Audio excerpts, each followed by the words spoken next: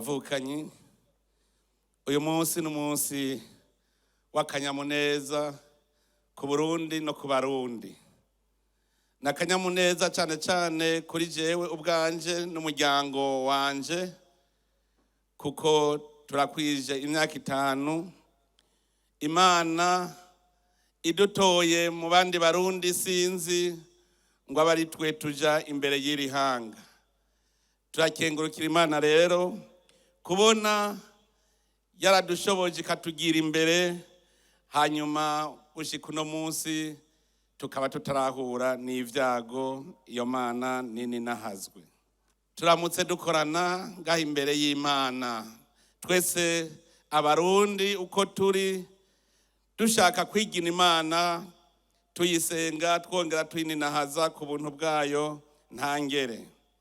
Nico gituma iyo duhuye mu bihe nk'ibi icambere dupanza gutegera ibihe turimwo.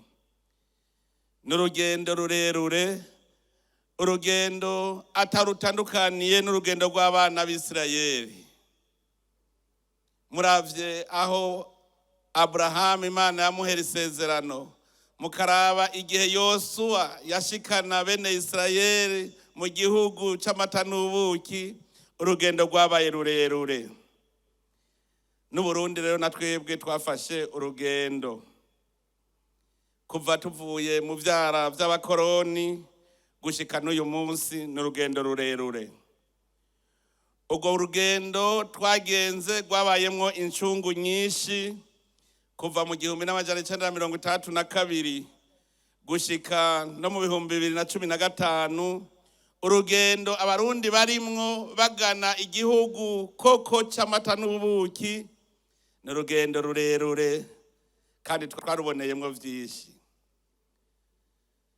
Tugize uru rubanza twabonye ivyaraye bibaye mu matora, aho Abarundi sinzi Abarundi bose mbere mvuge bose bahundaye ku mugambi umwe ari nawo uzodushikana ku Burundi buteye imbere. Iki rero kikaba ari ikimenyetso gihambaye cyane ku Barundi ndetse no ku bakunzi b'u Burundi. Iki gihe twinjiyemwo twokigereranya n'igihe umwami Dawudi yimikwa ngo umwami wa Isirayeli yose. Dusoma mu gitabo ca 2 ca Samueli mu kigabane ca 5 kuva ku murongo wa mbere gushika kwa 3. Niho dusoma ngo ibisata byose by'Isirayeli bigenda kwa Dawudi bimubwira biti, umukama yakubwiye ati niwe uzoragira igihugu canje Isirayeli kandi niwewe uzoba umukuru w'Isirayeli. Ico gihe umwami Dawudi yaciye yungana isezerano nabo imbere y'umukama, bacamusiga amavuta ngo umwami wa Isirayeli yose.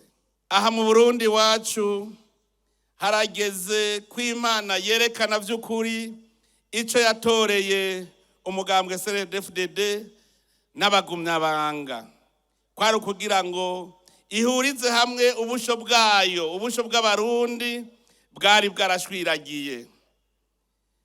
Ubiravye kuva tuva mu mukoroni, Uburundi wamenga n'ubwami bwiciyemwo kubiri. Bwari ubwami bubiri kuko bwamumenga bugenda bubangabanganye, none bwaraye bubaye ubwami bumwe bugiye hamwe. Erega n'igihe hashingwa ingoma ya Isirayeli habanje kugumaho abatemera ubutegetsi bw'umwami Sawuli.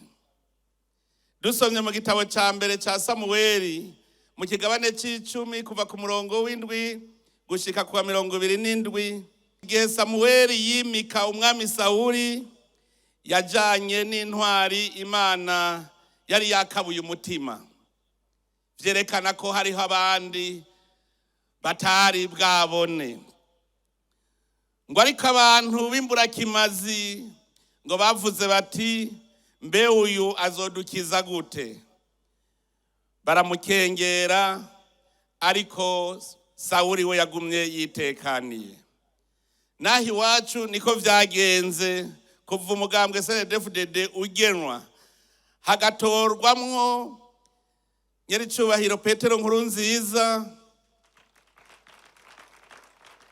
Hariho abagumye batemera ubutegetsi kumbure kubera bari baramenyereye gukamisha intwaro z'agahotoro.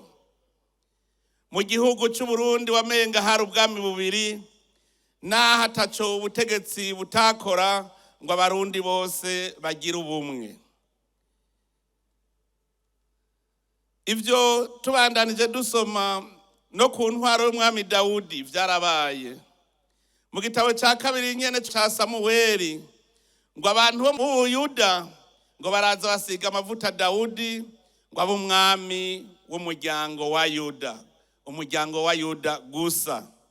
Ngo muri ico gihe Abuneri yari umukuru w'ingabo za Sawuli, yaciye ahitana umuhungu wa Sawuli Ishimosheti mwene Sawuli, amugira umwami wa Isirayeli. Umuryango wonyene wa Yuda niwe wakurikiye Dawudi. Vyumvikana yuko ari bisanzwe ko mu gihugu haba abantu bama badakurikira ubutegetsi mu bw'uburuhiro bakaruhukira ku bumwe n'abandi. Ariko kumwe bavuga ko ubwami butiyunze butarama, ndetse n'ubwami budahezagiwe n'Imana niko kuko ntiburama.